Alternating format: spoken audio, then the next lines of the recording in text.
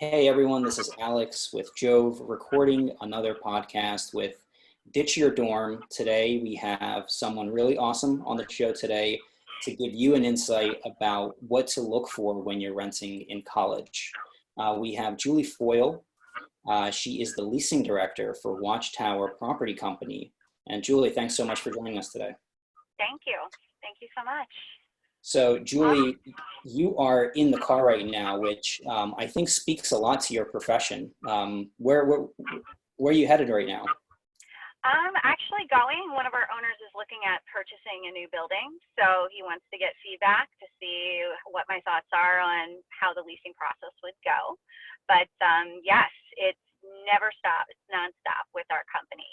We have over 1,000 residential units in all different parts of Oh, Philadelphia. Yes, and I also manage about 10 Airbnb suites. Our portfolio, it ranges everything from market rate apartments to student housing properties, and we also have an affordable Section 8 division as well. So very never ending and very exciting. It's a lot of never, fun. never a dull moment in your day. Not at all. So, in particular to students, approximately how many properties do you have to students, and where are they located? What kind of campuses around Philadelphia? So we have properties that are located very in close proximity to all major universities in Philadelphia. So UPenn, Drexel, Jefferson University, both their Center City campus and East Falls campus. We also have a student housing property in Camden, New Jersey. That's really close to Cooper Medical School of Rowan University. So I deal very in depth with that property as well.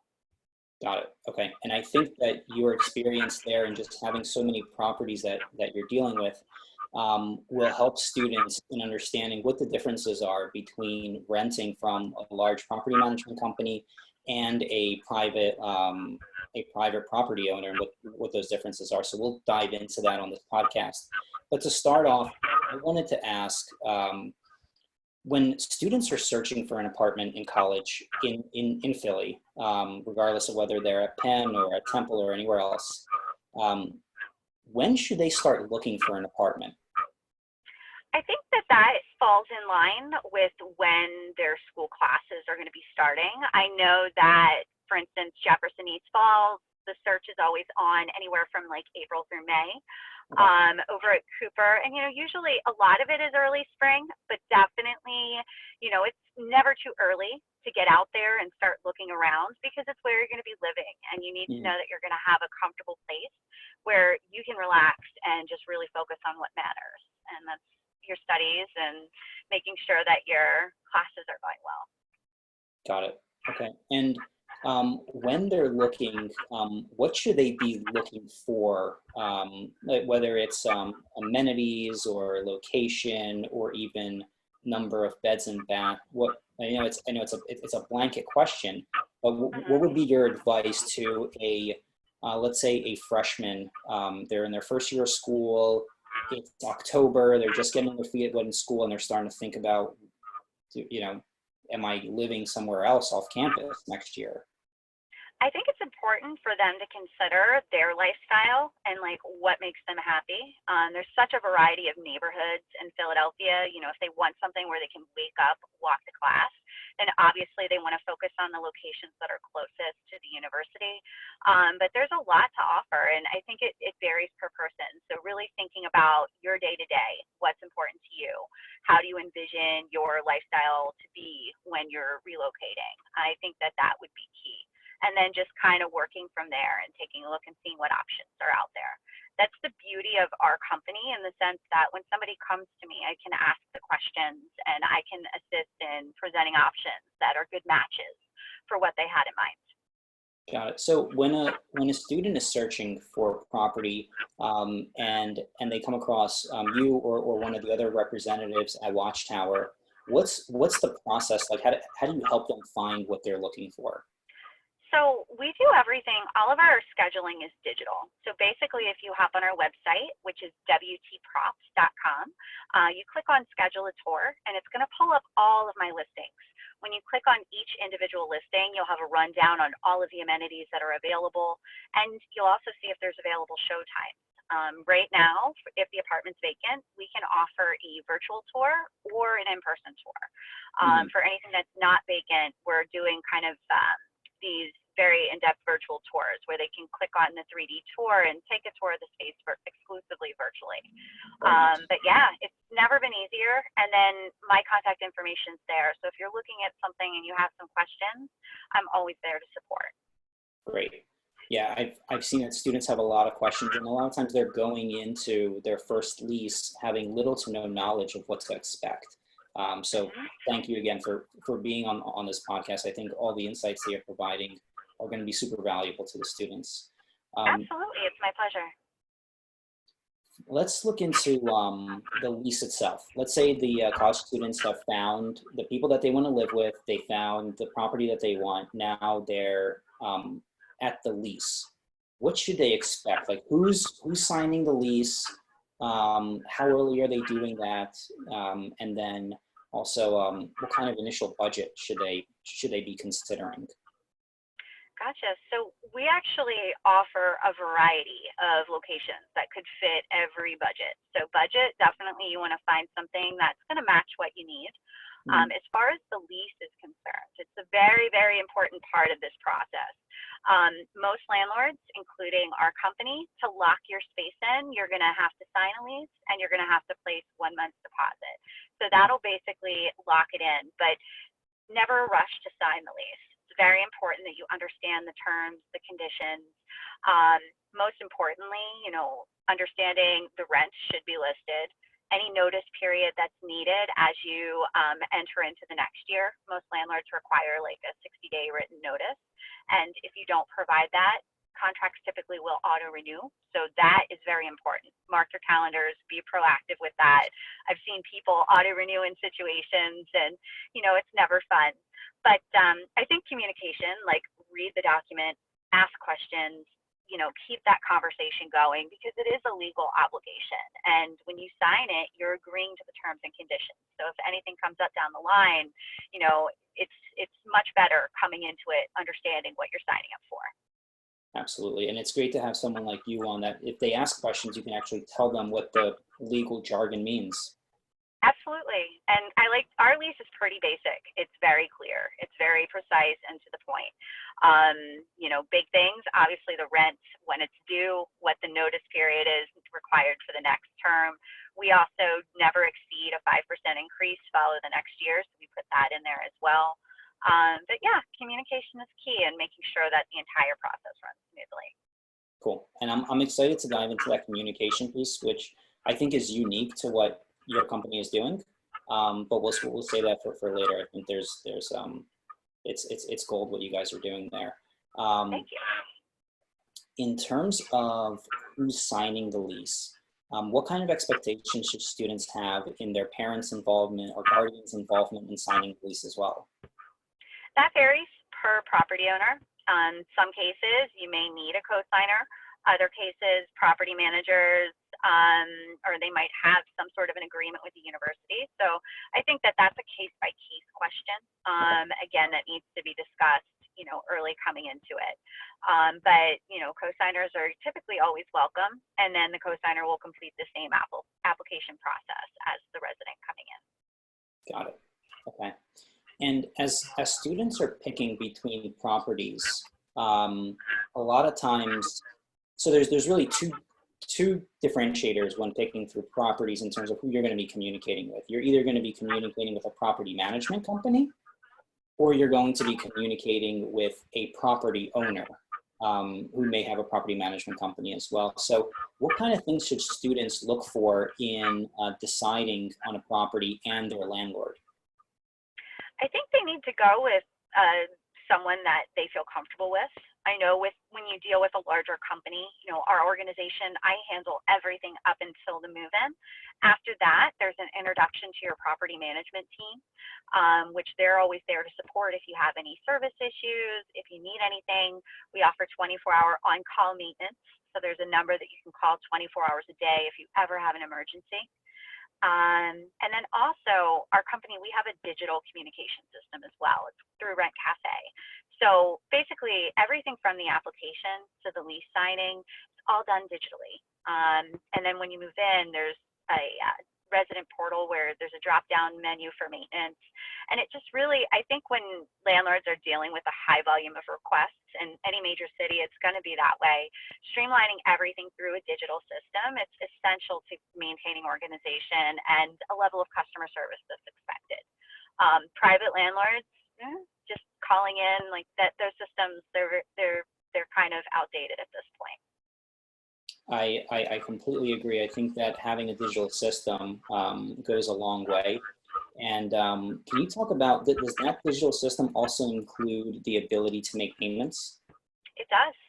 So yes, I mean, straight from, we have an app where you complete the application, and then once the application is approved, you sign, you can pay. I mean, it does everything, essentially. Very cool. Let's say a student is living with two other roommates. Do they need to submit their payment in one lump sum, or does every student pay their own? They all have their own individual payment account that flows directly in, to the central account for the unit. So it makes it really easy in the sense that you don't have to coordinate payments with your roommate. Got it.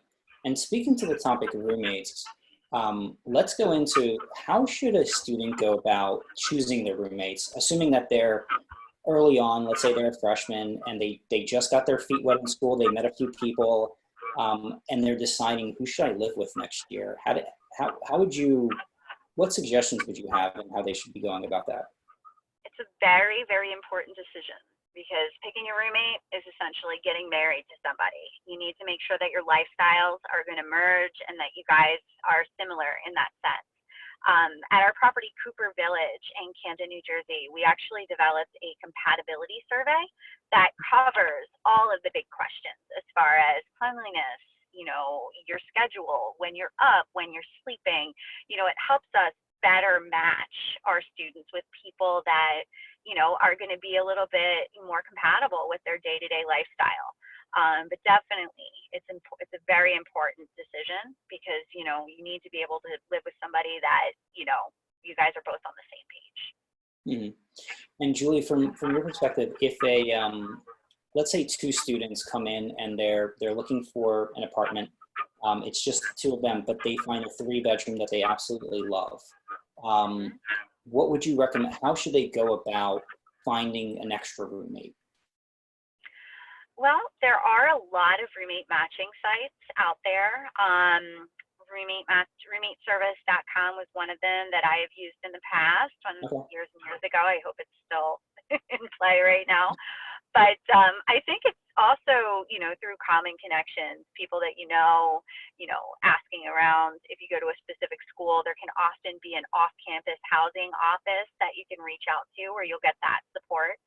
At Cooper Village, what's nice also is we don't lease, it's not one lease per apartment. We actually do a lease per bedroom. So if you're one student coming in, you lease the bedroom, you're only responsible for your own portion of that unit. So if you don't find that third roommate, no big deal. You basically can just resume business as usual. Interesting. That leads into another question that I have is, let's say you're living with two other roommates and one of them decides to study abroad. Whether that's you or one of your roommates, how does your company handle the situation where someone is going to be away from their lease for the rest of the year, the rest of the lease term, or maybe even just a portion of it? Is there a subletting component, or how does that work, and what's your advice about going around that? Gotcha. So there's two different scenarios in this case. If it's a roommate situation where you have a group of 3, in that situation, it would need to be dealt with between the roommates, and it really varies on property. Cooper Village, obviously, because we lease by bedroom, not a big deal. The other 2 roommates, it doesn't affect anything. If you're at one of our Center City properties and it's one lease for all 3, then that would be something that the roommates need to work out on their own. Now, say for instance, it's a student in a 1-bedroom. We do offer a release program where the student, if they're able to find somebody who's interested in signing for their unit for a 12-month lease, we can essentially just go through the process, have the person apply, start the new agreement with them from the date that the resident's leaving, and it's a seamless transition. The resident gets their deposit back. There are no lease break fees. It's flexibility that I think is needed, especially this day and age with everything changing and evolving so quickly. But yeah, so it's very easy. It's very seamless. And in the city, it's very easy to find people. Craigslist is a great site. Take a few photos, you post an ad, and finding a new person is just that easy. What are some of the risks if a student is, let's say they're in an active lease somewhere else and they're considering subleasing? What are some of the risks there? You assume a lot of risk because you never can quite tell, like if that person doesn't pay or if they don't abide by the rules and regulations of the lease. As you know, a person as a primary leaseholder with a subtenant, you know, you hold responsibility for that.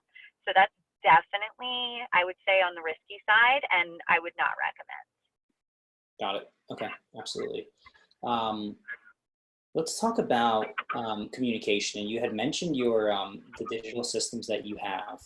Can you walk us through the process of that a student would take when they're first looking? Who are they communicating with? How does that change when they get to the lease process? And then how does that change again when they're actually living in the property? Gotcha. So the beginning of the relationship, the appointment would be scheduled digitally through our system, and then I or one of my agents would drive out to meet with them. And we take care of everything from the point that we meet straight through to your move-in day. We'll take you through the property, make sure you're comfortable, you understand where the mailroom is, where to bring your trash, all of that good stuff. So we kind of handle that initial transition. After that, we have property management teams per site that are there to assist with any maintenance requests, if you have any questions regarding your lease agreement, or basically anything that you need. There's, again, 24-hour emergency teams that are available, so if something happens in the middle of the night and you need assistance, there's somebody there for you as well. So our company is very well organized in the sense that, you know, we have our different teams that all seamlessly merge together to ensure that you have a good experience. Great, and I think that's one of the benefits as a student is considering whether they should go with a larger company or a private property owner, is that seamless integration and communication. Absolutely. I think organization is key, and you need to be working with a team who truly enjoys what they do. I mean, that's one of the things that I feel so lucky. I've been with this company for the past 5 years, and you know, it's amazing when you're connected with professionals that really take their job seriously and they understand that, you know, we're dealing with people's lives. It's their home. You know, there's nothing more personal to somebody than where you sleep and where you live your life. So everybody, you know, we're passionate, and that's why I feel lucky to be part of my team. Very cool. Yeah, this is great. What type of questions would you recommend a student be asking when they're going through this process? As far as the leasing process coming into the leasing process and understanding really what they're getting themselves into, what should they be asking of the property managers? Absolutely. So I think really most importantly, I think it's to first identify what it is that they are going to need, what type of lease term is it that they're looking for, what budget. And it's important to make sure that before even scheduling the appointment that all the criteria that they're looking for is going to be a good match with the selection that they make. So basically just asking about that initial lease term, asking about maintenance, asking about, you know, the different procedures and how they can lock the space in. The cities, it moves very, very quickly. Honestly, we've had or more than one occasion where multiple applications will come in on one unit. So I think it's important to kind of get yourself geared up for that apartment search and know exactly what you're looking for. And when you find it, you need to move forward on it. There can't be delays on anything because literally when we get a multiple application situation, it's, you know, the first person who gets everything complete will be awarded the property. That's how it works. And there is still a high demand in the city right now for apartment rentals. Like even the beginning of the pandemic, our business did not slow down at all. People always need a place to live. So just really coming into it, knowing what you need and going for it when you find it. Got it. So students really should be starting the process early on, and they should be, before they're locking the properties in, they should be figuring out what what they're looking for, whether they want to work with a big company or a private owner. And then they should start asking these questions so that when the springtime comes, or whatever the interval there is at the school, that they're locked and loaded, ready to go, to sign the lease and give that deposit, whatever it is. Exactly. And most of our properties, there are many properties that we run that we actually have active wait lists in place. Especially Cooper Village in Camden, every year we fill at that property just because of its proximity to the medical school. There's nothing more convenient than walking out of your front door and having your medical school right there. We also have a beautiful cafe on site that just opened last year. It's called the I-418 Cafe. They specialize in grab and go. Everything is like super healthy, and smoothies and coffee and basically everything you could possibly need. And that's really, it's right in the center of the block because we manage the entire block there. It's about 59 units. Very cool. Yeah. What's the usual term for a lease for students? Typically, it's going to be around a 12-month lease. It does vary per owner. Some people will offer a shorter term, but 12 months is pretty typical for us. I know most owners also are going to be expecting to have their leases end in the spring and summer. That's when the market's at its strongest. So keep that in mind. If you need to negotiate a shorter term, chances are you'll probably make it happen. Interesting. Okay. So can you clarify and elaborate on that point as well? If they do need a shorter term, what would you recommend there? How should they position it? Let's say they're preparing for a semester abroad, or they know they're going to take an internship in the summer. Okay. So, really, if they have a specific term in mind, I would say from that first conversation, could you offer a 10-month lease? A simple question up front.